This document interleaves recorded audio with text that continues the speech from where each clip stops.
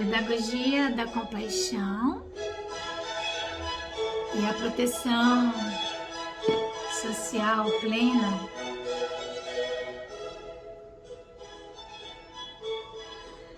Primavera, de Vivaldi.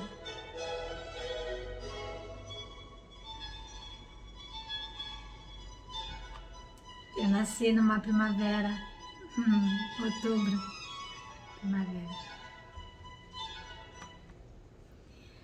Nós vamos gravar o conteúdo desse livro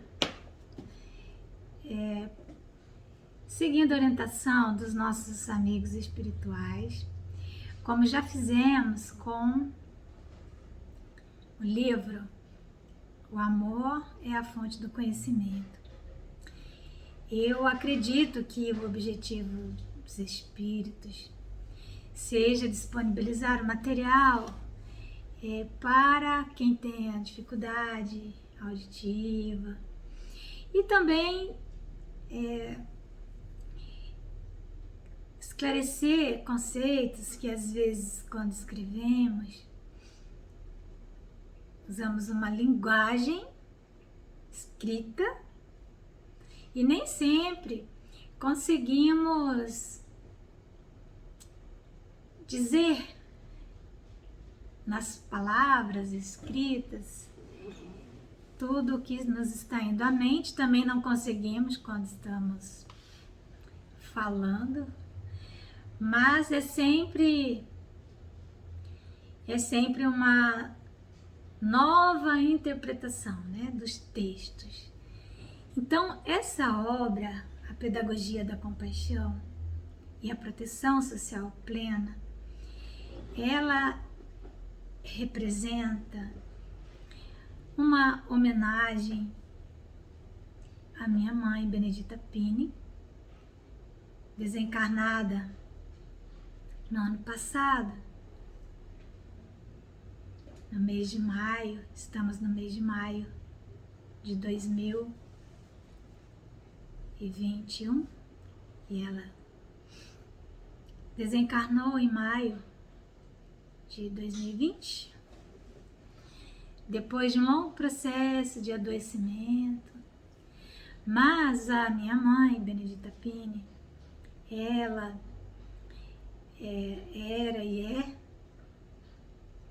as informações que temos dela no mundo espiritual, que ela reside numa universidade e que continua fazendo seus estudos. Ela passou pelo mundo quase que no anonimato, não aqui no estado de Rondônia, porque aqui em Rondônia a Benedita Pini é muito conhecida. Ela integrou muitos espaços da educação, da área educacional em Rondônia.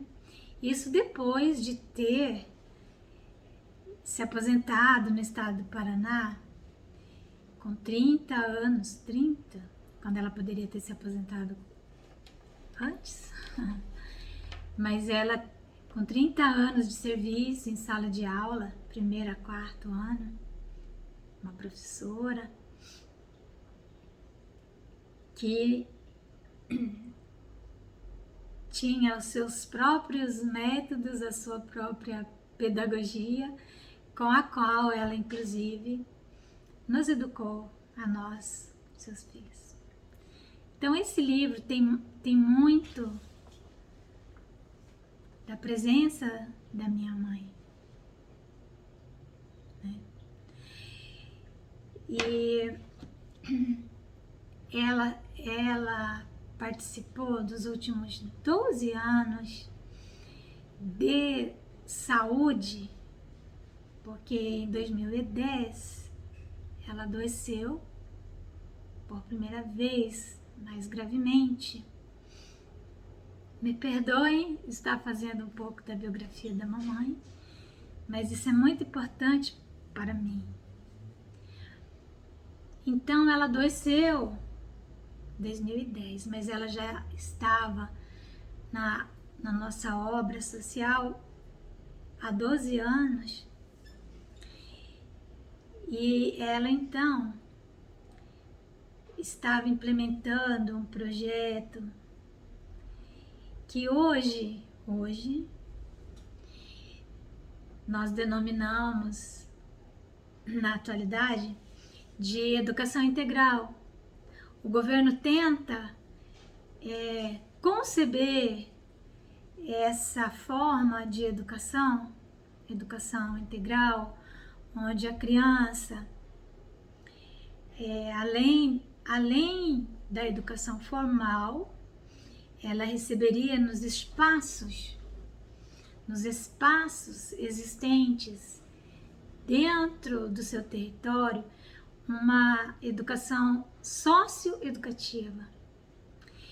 Então,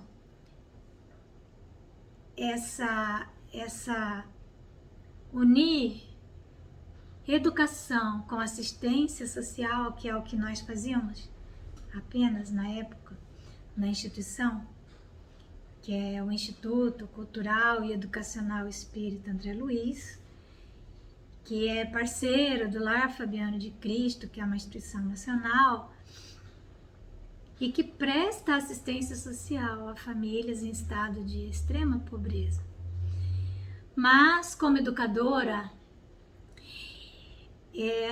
a mamãe defendia a tese de que era perfeitamente possível e extremamente eficaz que se unisse as duas ciências, a pedagogia e a assistência social. E hoje é o que se busca, a assistência social na sua vertente de proteção social, com as crianças vitimadas às vezes por violência doméstica ou vitimadas pela fome, que tanto acomete o nosso país. Então, que essas crianças tivessem no espaço de ensino-aprendizagem, tivessem proteção junto com a educação formal. Então, a educação formal seria conferida pela escola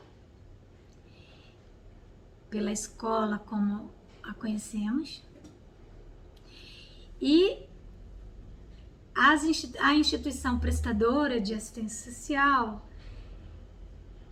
daria o serviço de proteção, como hoje nós chamamos na assistência social, proteção social, através de ações socioeducativas e ações de atendimento integral às suas famílias.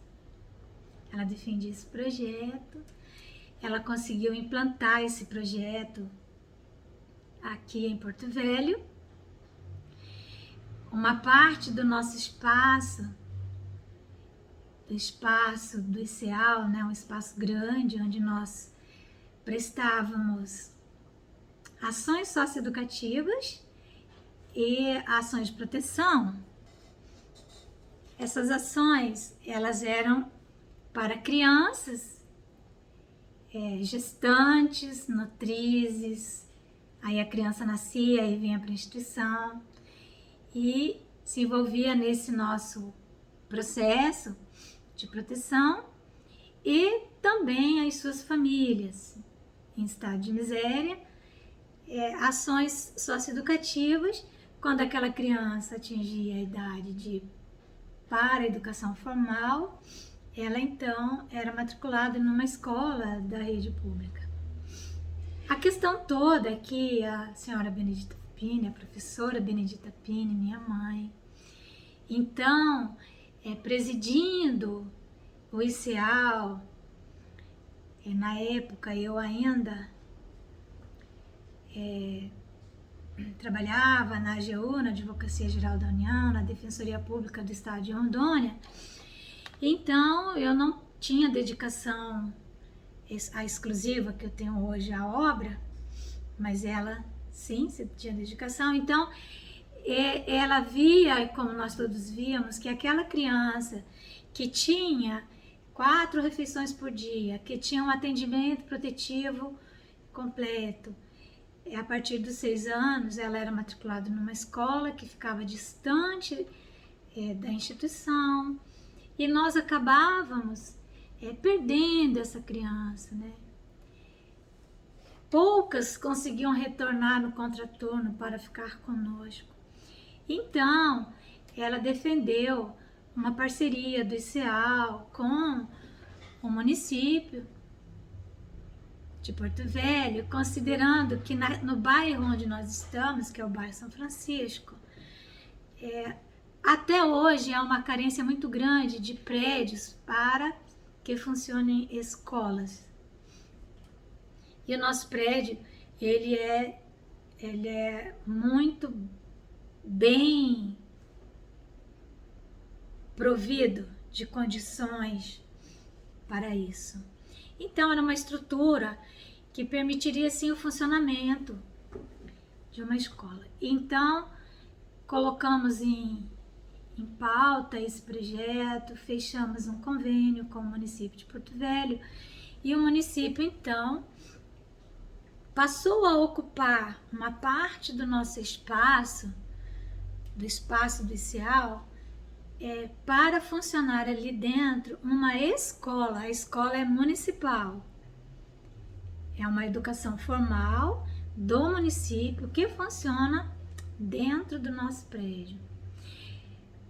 Há vantagens e desvantagens. Nós diminuímos o nosso espaço de trabalho, mas, no entanto, aquela criança, quando chegava aos 6 anos, ela permanecia no nosso ambiente. E nós pudemos, então, começar a desenvolver esse projeto da pedagoga Benedita Pini, que era unir educação com assistência social. E essa ideia ganhou corpo hoje, e é interessante porque as ideias, elas parece que elas não estão na mente de uma pessoa apenas, não é?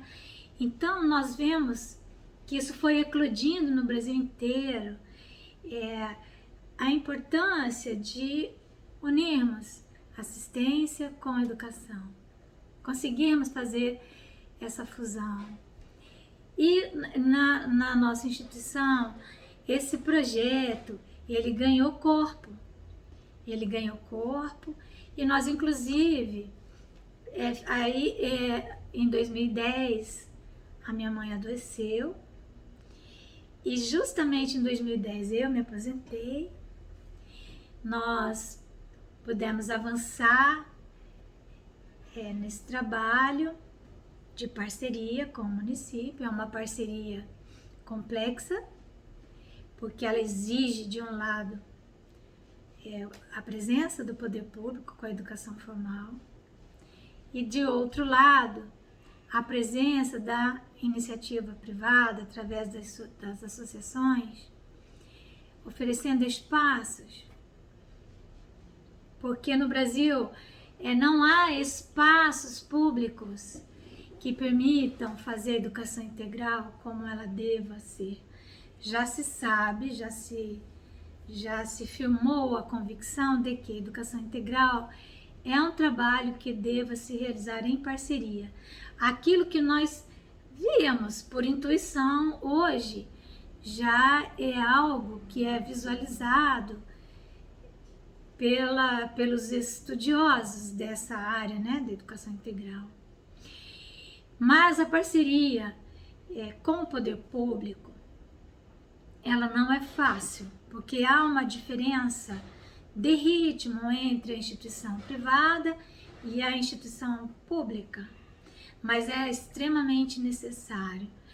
E a minha mãe, ela sempre repetia que era muito importante incluir no currículo da educação pública esse entendimento, e principalmente trazer o conceito de compaixão, como entendia Jean-Jacques Rousseau lá atrás, não como entendem os socialistas da atualidade, Não. O conceito de compaixão de Jean-Jacques Rousseau, trazer isso para uma política pública da educação.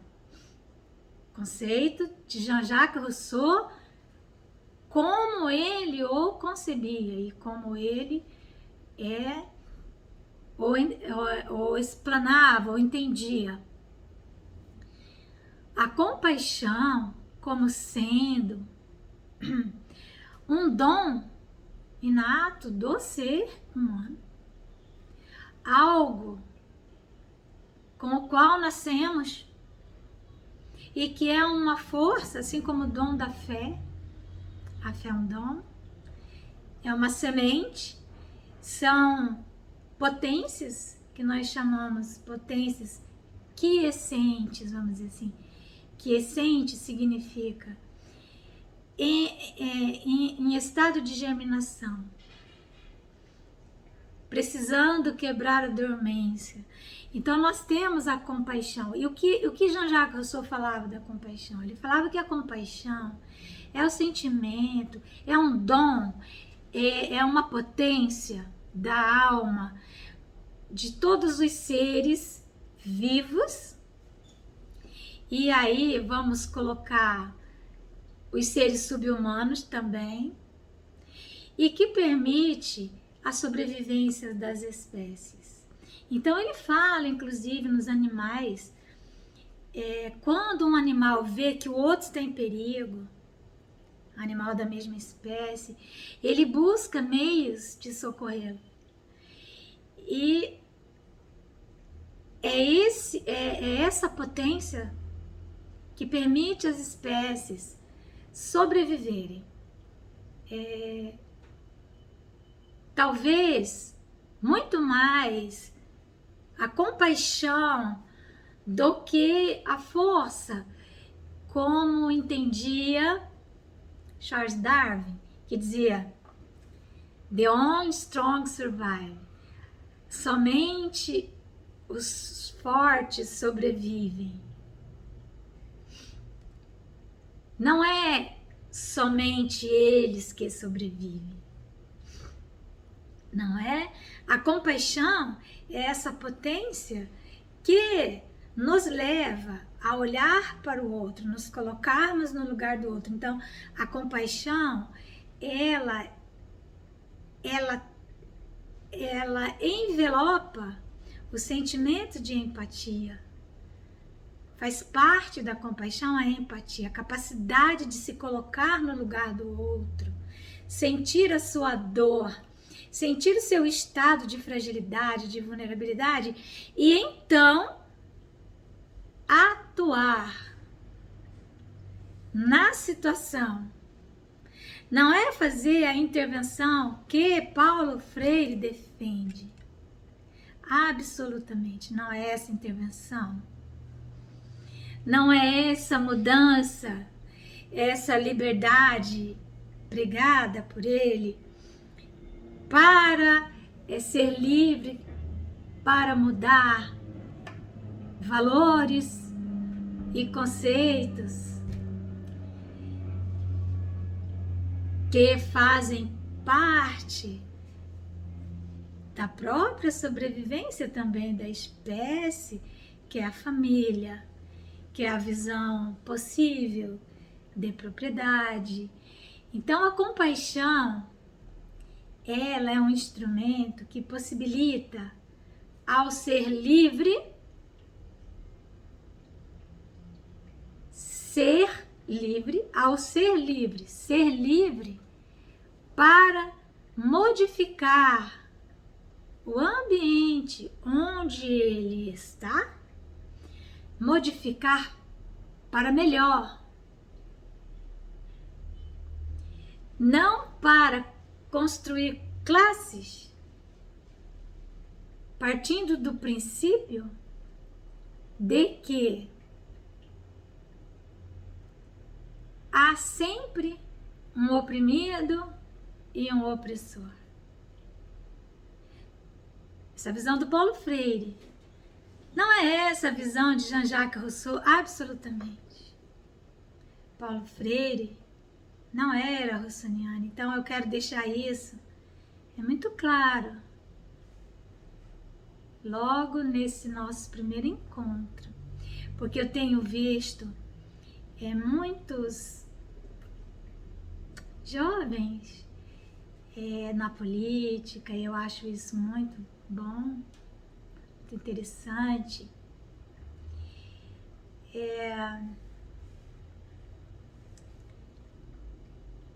Trazerem à conta de Rousseau a existência do comunismo, do socialismo, não é? Penduram lá na conta dele.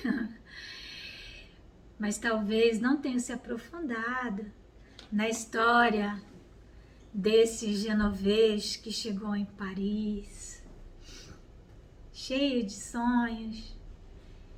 Esse poeta, eu gosto de chamar Jean-Jacques Rousseau de poeta atormentado pelas suas próprias incoerências, suas dores, não é? Mas ele chega a Paris cheio de ideias, e ele então é aclamado assim que ele chega a Paris, para em seguida ser rechaçado, porque ele é considerado um romântico no mundo da razão. E então nós vamos mergulhar nesse universo, olhando para Jean-Jacques Rousseau como um precursor, um dos precursores das ideias tão necessárias para a implantação do Consolador na Terra. Assim como Sócrates e Platão foram precursores do cristianismo e também do Consolador, do Espiritismo, Jean-Jacques Rousseau ele vem nessa linha, claro que pegando um ponto específico, mas quando ele fala da compaixão, Jean-Jacques Rousseau está falando de Jesus, está falando do Evangelho de Jesus, porque ele fala da compaixão como esse dom que nos leva a olhar para o outro com um instinto de sobrevivência empático. E é o que Jesus nos convoca, é o que o Espiritismo hoje, se colocando na condição de o rosto do Consolador prometido por Jesus, aquele que vem codificar, que vem trazer num corpo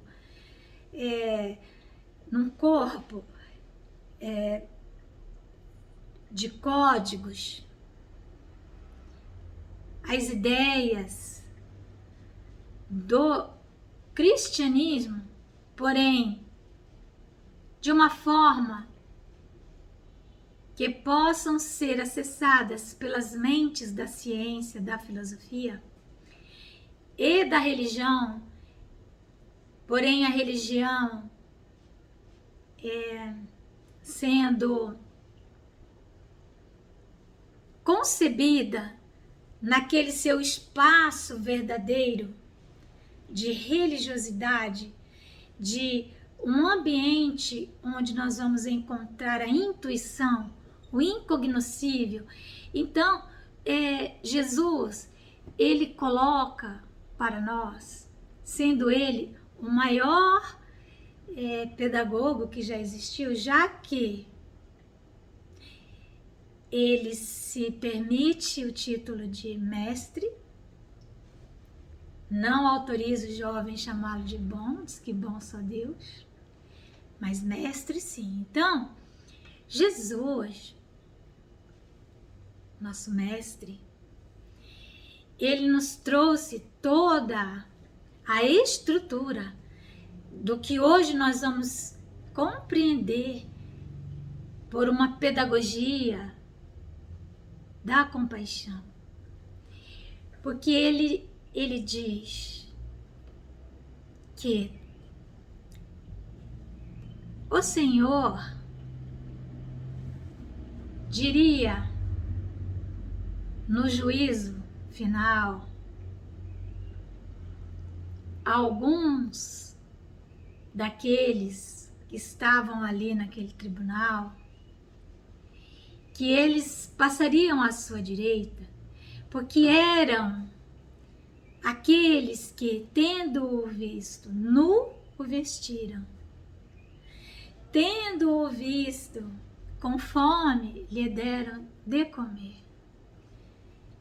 Que, sabendo-o preso, o foram visitar. Que, sabendo-o na condição de estrangeiros, o acolheram. Então, esses passariam à sua direita. E esses, então, que passam à direita do Senhor, perguntam: mas, Senhor, quando foi que nós fizemos essas coisas que o Senhor nos diz? Isso está narrado em Mateus.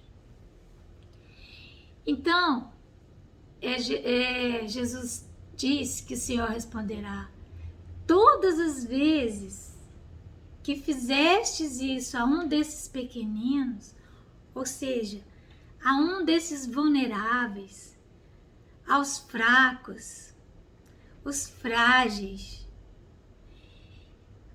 que são aqueles que não podem trabalhar porque são crianças, porque são adolescentes, porque estão doentes, porque são idosos, então não podem trabalhar, não conseguem a própria subsistência, ou porque são mulheres grávidas, ou porque são mulheres vítimas de violência, da violência do masculino, seja qual for o seu nível na hierarquia social. São os pequeninos, os vulneráveis. São também aqueles trabalhadores, pessoas que podem trabalhar, mas que não encontram no seu trabalho os meios suficientes para a sua subsistência. Então, esses não sobreviverão.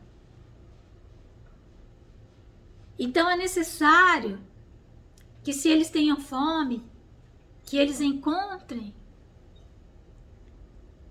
o de que comer. Se é um estrangeiro, que seja acolhido. E nós estamos hoje vivendo esse momento de grande êxodo, não é? Especialmente aqui em Rondônia, as pessoas que, em grande número, vindo da Venezuela, do Haiti. Temos inúmeras famílias na condição de estrangeiros, pessoas com grande condição intelectual. Então, mas que são estrangeiros, não sabem falar a nossa língua, se submetem a qualquer tipo de trabalho, não é? Então, esse Senhor diz para esses que fiquem à sua direita.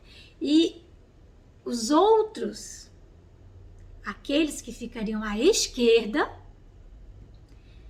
aqueles que, tendo-o visto com fome, não lhe deram de comer, tendo-o visto nu, não lhe deram, não os vestiram, tendo-o visto com sede, não lhe deram de beber, tendo-o visto na prisão, não os foram visitar, sendo estrangeiro, não os acolheram. Em podendo fazer isso, não o fizeram. Então, novamente, esses que estariam à esquerda perguntarão ao Senhor: quando foi que nós o vimos nessa condição, Senhor, e não o atendemos? E ele responderá: todas as vezes que não deixasses de fazer isso a um desses pequeninos, aos fracos, aos frágeis, foi a mim que não o fizestes. Então vocês irão ser julgados à esquerda, e a vós está reservado prantos, ranger de dentes, o frio. Mas Jesus, Mas qual é o sentimento que nos faz ver alguém caído, alguém com frio, alguém fragilizado e que nos leva a atendê-lo? Se não o sentimento de compaixão. Então Jesus, ele, além dele dar para nós uma epistemologia, a epistemologia, ela é uma ciência que ela busca compreender o para que algo precisa ser feito. A compreensão da ética no futuro, um pouco mais além, a compreensão da moral. Para que fazer isso? Então Jesus, ele traz uma epistemologia da sua boa nova. O para que ser livre para algo. Então ele diz, para implantar o reino de Deus na terra. Porque o reino de Deus ainda não é deste mundo. Então, essa é a ética do mundo novo. A ética, essa epistemologia, é uma ética que se estende no tempo. Ele dá um para quê também pessoal e individual. Quando ele diz que aqueles que vestiram os pequeninos, que perceberam a existência dos pequeninos e os ampararam, esses estariam à sua direita e usufruiriam do reino de Deus. Então é um para quê? É uma epistemologia, não é? Mas qual o caminho para seguirmos nessa epistemologia? Porque a epistemologia também é uma ciência que estuda os métodos para que possamos acessar o para quê, aquele conhecimento que desejamos, o reino de Deus, para que possamos ganhar a vida eterna. Então a pedagogia que Jesus deixa é a pedagogia da compaixão e da misericórdia. Porque todo o seu evangelho está imerso nessas experiências de compaixão o tempo todo.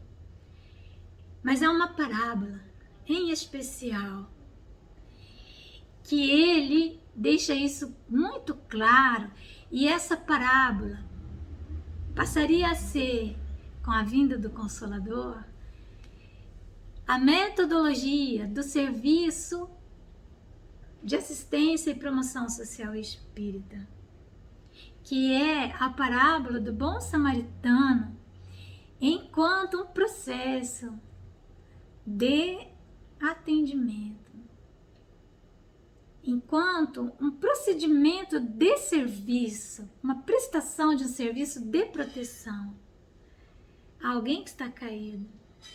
Então Jesus fala a um doutor da lei que o está querendo tentar, que lhe pergunta qual é o maior mandamento da lei. Esse doutor sabe qual é o maior mandamento. Jesus, ele é questionado sobre o maior mandamento em mais de uma passagem do Evangelho. Nesta passagem, ele devolve a pergunta a quem ele indaga. Ele diz: o que é que está escrito na lei? O que lês nela? O que é que você leu na lei, já que você é um doutor da lei? Como que você vê a lei? E ele então diz: amarás a Deus sobre todas as coisas e amarás ao próximo como a si mesmo. Então Jesus diz: você acertou, nota 10 para você, não é? Faze isso e viverás.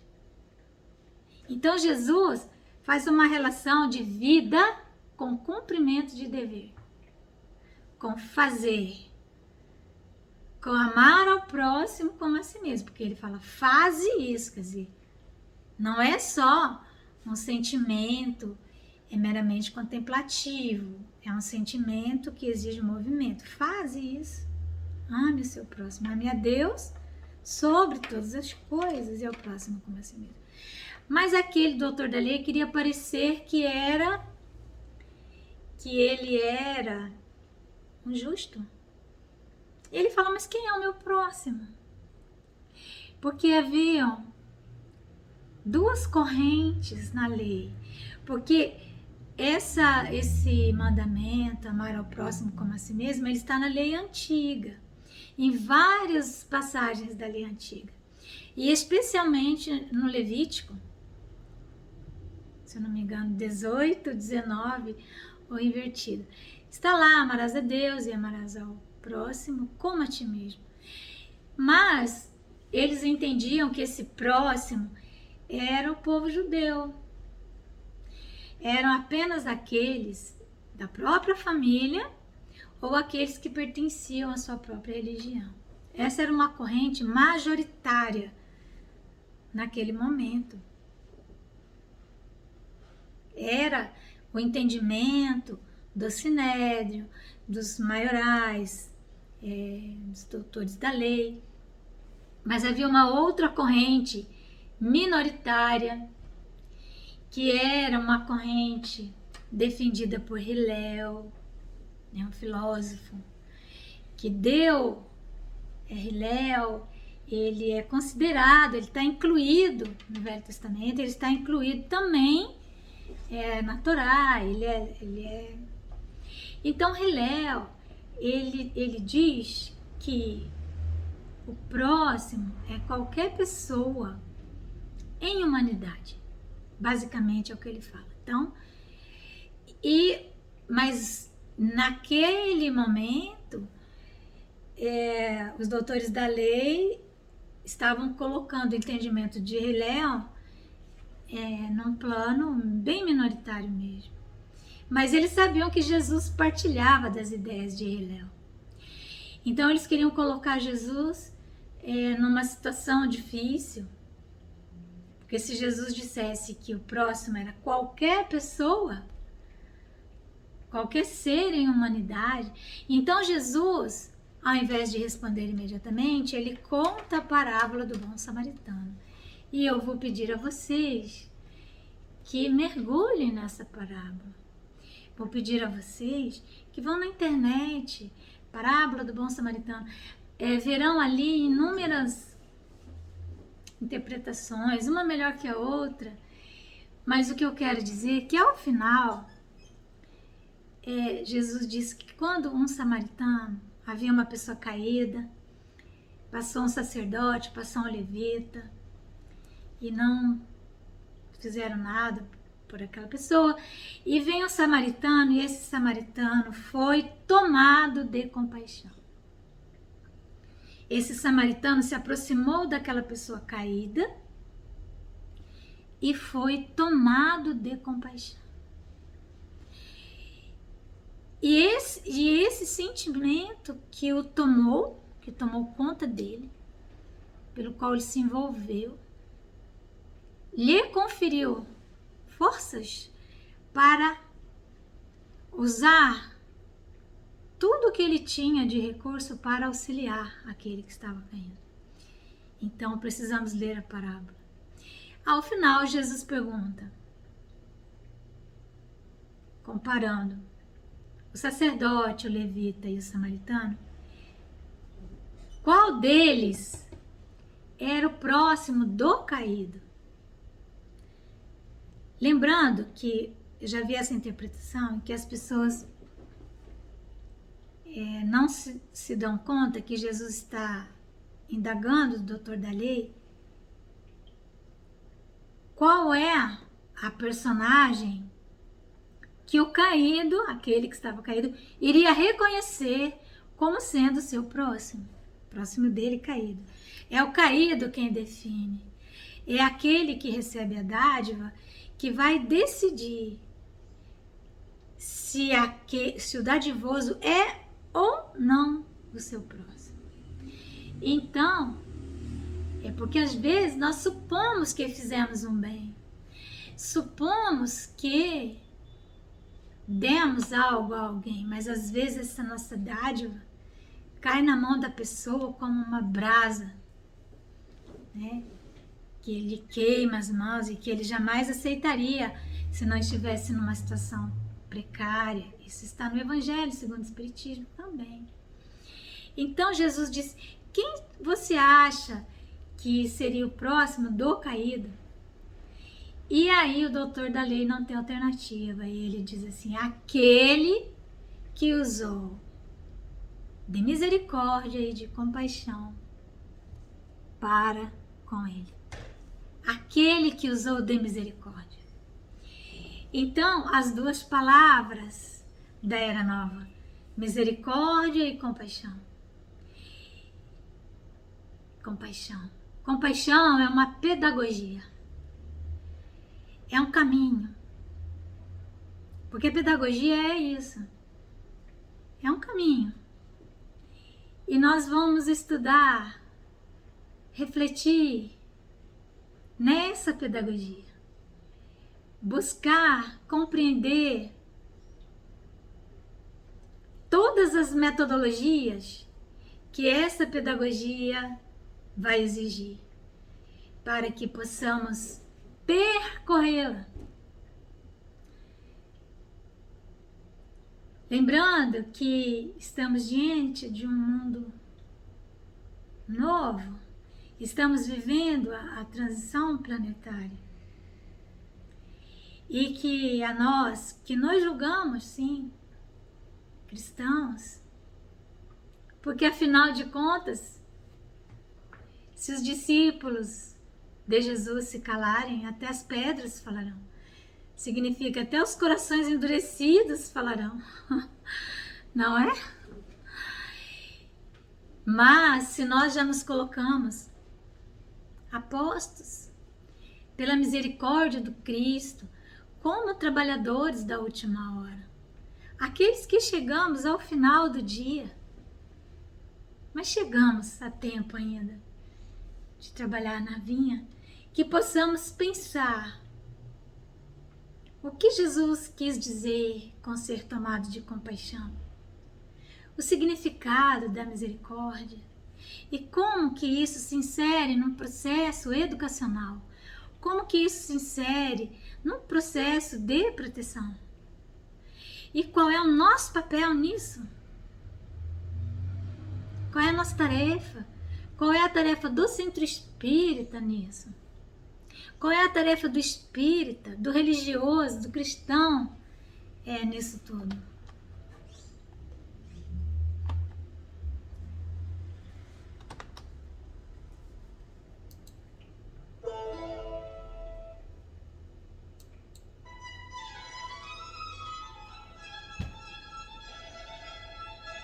Então, nesse mês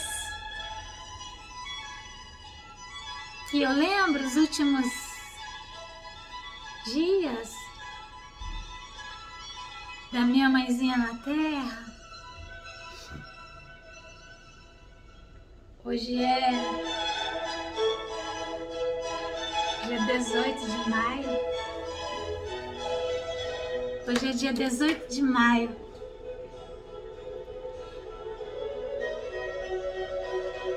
e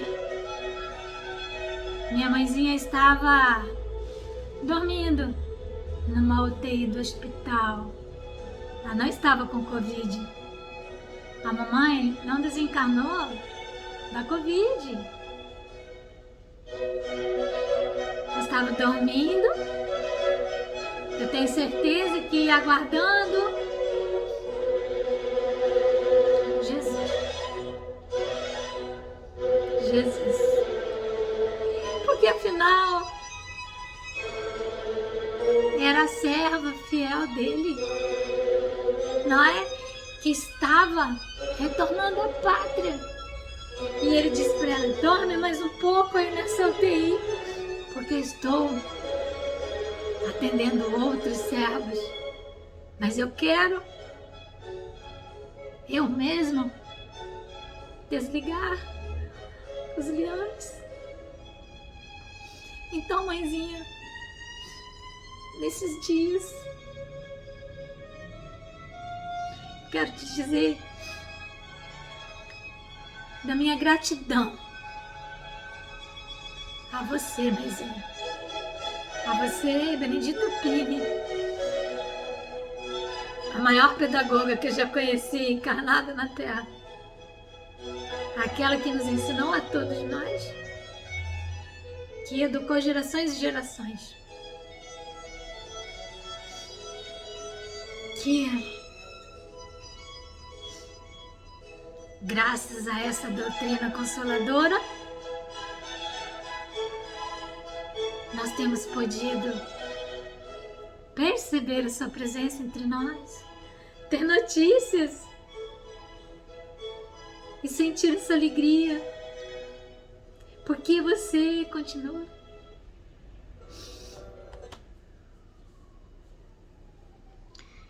Que Jesus nos abençoe nessa tarefa, meus irmãos.